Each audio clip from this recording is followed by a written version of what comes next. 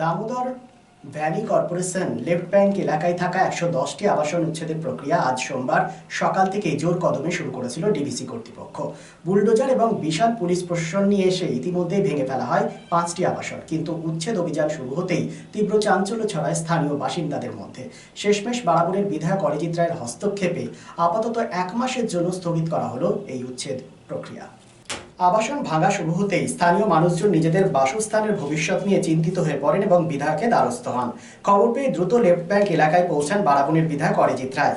তার সঙ্গে উপস্থিত ছিলেন বিজেপি নেতা কৃষ্ণা বাউরি, বনু মল্লিক, কার্তিক মল্লিক সহ অন্যান্য বিজেপি কর্মী ও নেতৃত্বরা। সেখানে তারা ক্ষুব্ধ আতঙ্কিত স্থানীয় বাসিন্দাদের সাথে কথা বলেন এবং উচ্ছেদ রুখতে সরাসরি ডিবিসি কর্তৃপক্ষের মুখোমুখি হন।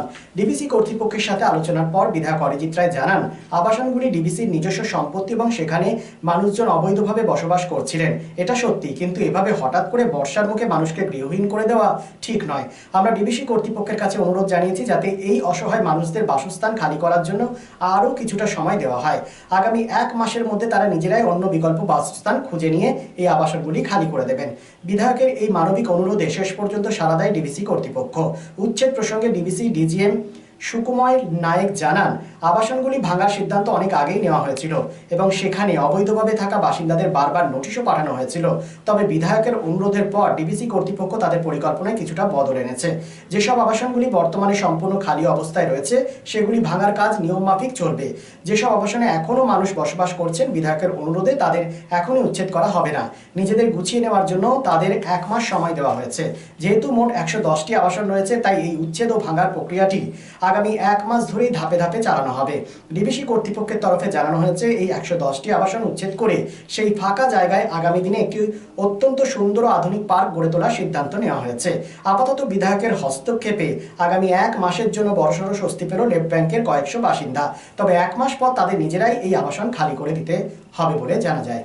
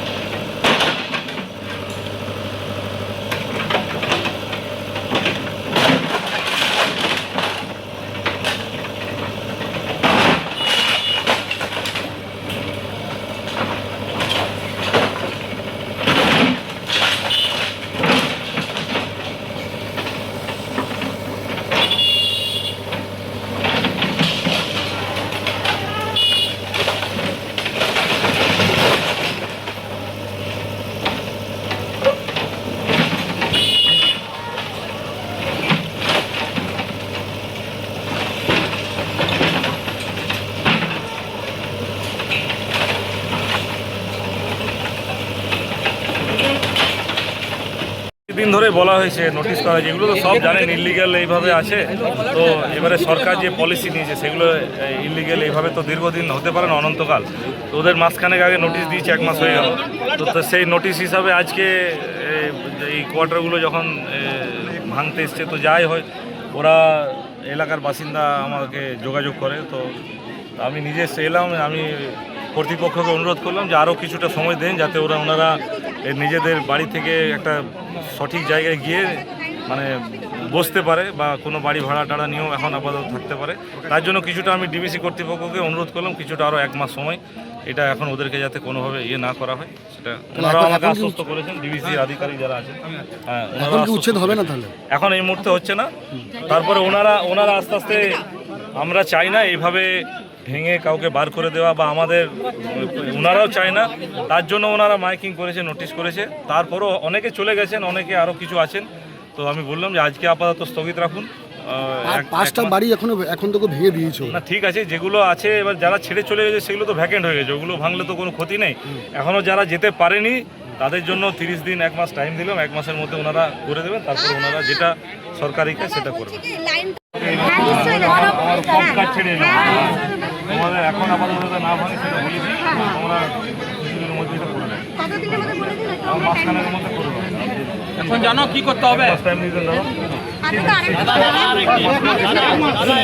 ডিস্টার্ব করবে না, আশ্বস্ত করো। তোমাদের আমি কথা শোনো আমি 1 মাস তোমাদের ওটা ডিস্টার্ব করবে না। আমি কথা দিচ্ছি তোমাদের সঙ্গে আছি, তোমরা আস্তে আস্তে করো।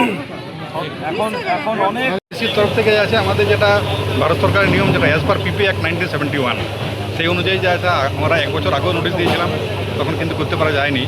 তারপরে আছে আমরা রিসেন্টলি আবার 1 মাস আগেও নোটিশ দিয়েছি, সেটা নোটিশের সব খবর পুরো ডিস্ট্রিক্ট অ্যাডমিনিস্ট্রেশন পুরো দেওয়া আছে। এবং তারপরে আছে আজকের দিনটা ধার্য করা হয়েছে। তো আমরা এই আসানসোল পুলিশ কমিশনার সাহেব ওনার সাপোর্ট নিয়ে এখানে সাফিসিয়েন্ট পার্সেন্টেজে পুলিশ এসছে এবং আজকে আমরা ভ্যাকসিন চালু করছি। এবং ওখানে যে আছে আমাদের entire electrical team, civil team সবাই আছে। প্রথমে পাওয়ার কাট করে দেওয়া হচ্ছে, তারপর জলও কাট করে দেওয়া হবে। এবং সেই জন্য আমরা সবাইকে রিকোয়েস্ট করছি যে আপনারা যে আছে সম্মানপূর্বক এখানে বেরিয়ে যান, কারণ আমরা এর আগে মাইকিংও করেছি। আমরা 3-4 বার মাইকিংও করা হয়েছে, প্লাস তারপরে আমাদের ইন্ডিভিজুয়ালি ঘর টু ঘর গিয়ে আমরা কথা বলেছি যে আপনারা ইলিগেল আছেন, ঠিক আছে, যা হয়েছে হয়েছে। এখন আমাদের ডিবিসির যে আছে উপর মহল থেকে আমাদের আদেশ এসছে যে সব কোয়ার্টারকে এখানে ডিমোলিশ করা হবে এবং এটাকে প্রপার বাউন্ডারি ওয়াল করে এখানে একটা পার্ক বানানো হবে। এবং এই জায়গাটা এখানে আমাদের যে ডিবিসি রাইট ব্যাংক স্কুল যে আছে সেটার পার্ট হয়ে যাবে। এবং এখানে একটা আমরা জনসাধারণের জন্য একটা পার্কও তৈরি করব। কতগুলো কোয়ার্টার রয়েছে যারা ভাঙা হবে? এখানে যে আছে আমাদের টোটাল 170টা কোয়ার্টার আছে আমাদের লেফট ব্যাংক এরিয়াতে। 170-এর মধ্যে অলরেডি আমাদের 30টা কোয়ার্টার আগে ডিমোলিশ হয়েছিল এবং তার মধ্যে যে আছে কিছু কোয়ার্টারে আমাদের এমপ্লয়ি কিছু আছে। তো 110 কোয়ার্টার মানে 110টা প্রায় কোয়ার্টার যা ইলিগালি আছে। তো সে আমরা এখন যে আমরা অভিযান চালাচ্ছি সেটা 110টা কোয়ার্টার ভাঙার জন্য। কতদিন চলবে এটা? কতদিন চলবে এটা? আমাদের টার্গেট আছে কি 1 সপ্তাহের মধ্যে, কিন্তু আমার মনে হচ্ছে না যে 1 সপ্তাহ সম্ভব হবে এটা। তো আমরা মোটামুটি যে আছে এই জুন মাসের মধ্যে আমরা ক্লিয়ার করি।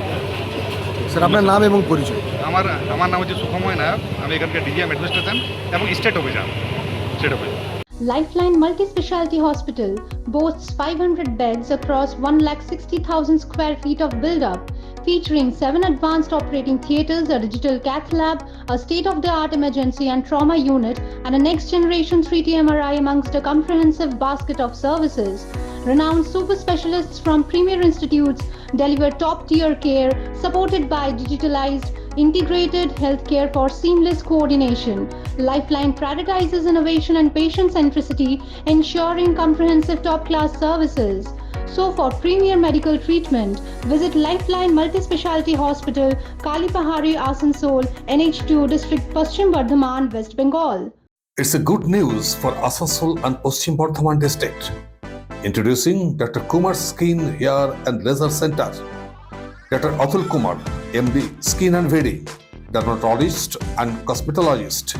Hotton Road near Masjid, Asansol. Mobile number 8388831308.